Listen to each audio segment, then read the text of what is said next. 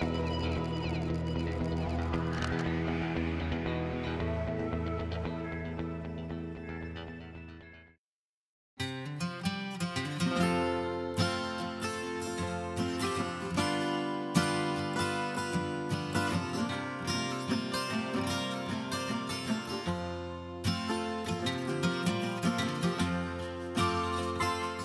everyone, and welcome back to another video review by Mere Lessons. Today we're going to be talking about a very special product from Samyang-Rokinon, the 50mm 1.4 autofocus prime lens. Why is it so special, you might ask? Well, it's the first autofocus lens from the brand, along with the Samyang 14mm f2.8. And that's not all. While they could have decided to give these lenses to DSLRs like Canon and Nikon, they decided to design them exclusively for the Sony E-mount instead. Now, this isn't to say that they won't make autofocus lenses for DSLRs in the future, but I find it quite telling that they decided to give the E-mount priority.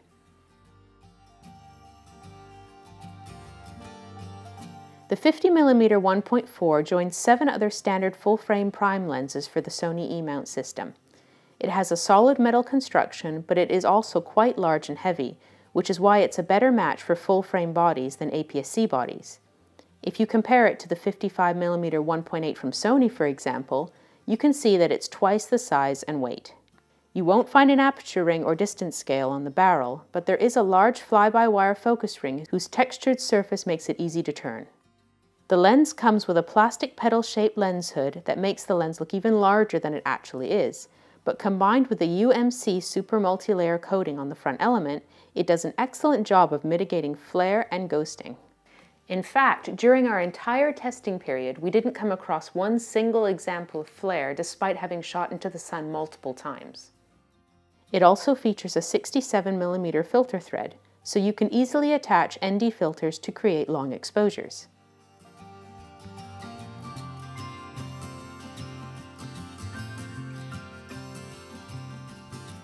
The fastest aperture of 1.4 is also the softest, but I still find it quite usable.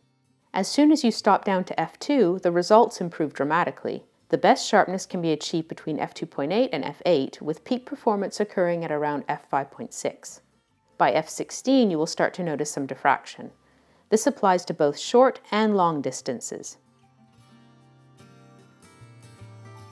As for edge sharpness, you'll find that they are consistently softer than the center at the fastest apertures.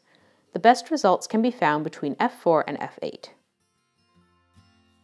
It's really easy to achieve a shallow depth of field with the Samyang 50mm thanks to its fast 1.4 aperture.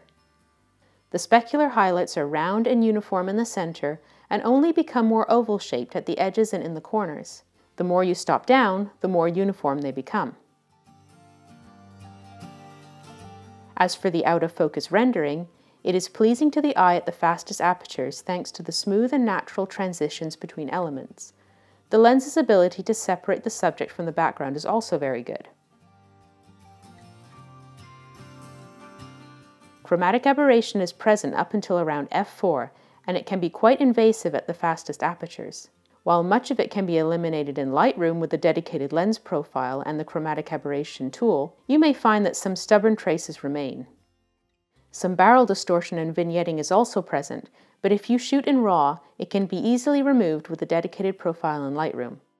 Otherwise, make sure that all the lens corrections are turned to auto in the camera menu so that the JPEGs also get corrected.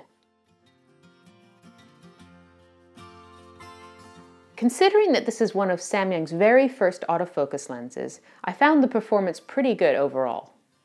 In single and continuous autofocus for stills, it locks onto the subject fairly quickly, but it isn't as fast as a native Sony lens.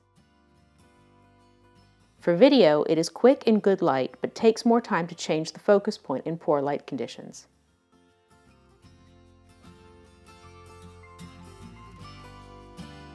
The biggest disappointment I found with this lens is its noisy autofocus mechanism for stills and video. It is clearly audible in very quiet places and kind of defeats the purpose of having a silent electronic shutter.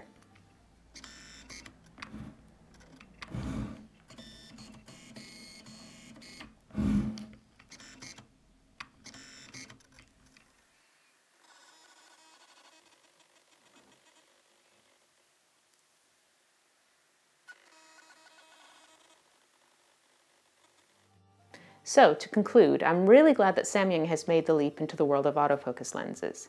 For a first attempt, they've done a pretty good job with the 50mm 1.4, but there is still some room for improvement, especially concerning the noisy autofocus mechanism. It may annoy video shooters in particular because it's audible in your footage. Another point to consider is the size and weight of the lens. While it's a good match for Sony full-frame cameras, it is too large for the Sony APS-C range. Otherwise, the lens delivers good results in terms of sharpness, bokeh, and overall autofocus speed, and most of the imperfections such as vignetting, distortion, and chromatic aberration can be dealt with by applying the lens profile in post-production. It is also much cheaper than the Sony Zeiss 50mm 1.4 equivalent at $700 US. So that's it for this lens review. If you have any questions, don't hesitate to leave a comment. Be sure to like and subscribe, and see you next time. Bye-bye!